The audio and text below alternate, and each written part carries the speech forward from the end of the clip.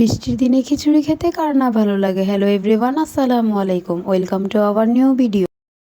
মার বাসা যাওয়ার পর রাত্রে হঠাৎ করে বৃষ্টি পড়তেছে, তাই হাজব্যান্ড ননদ ভাবি মিলে বৃষ্টিতে ভিজে গোসল করে ডিসাইড করলাম যে খিচুড়ি খাবো। তাই চটজলদি খিচুড়িটা আমার ভাবি চাল, মুসুর ডাল, মুগ ডাল সব একসাথে করে ধুয়ে সব মশলা দিয়ে ভালোভাবে নেড়ে চেড়ে এখন চুলায় পরিমাণ মতো পানি দিয়ে বসিয়ে দিয়েছে।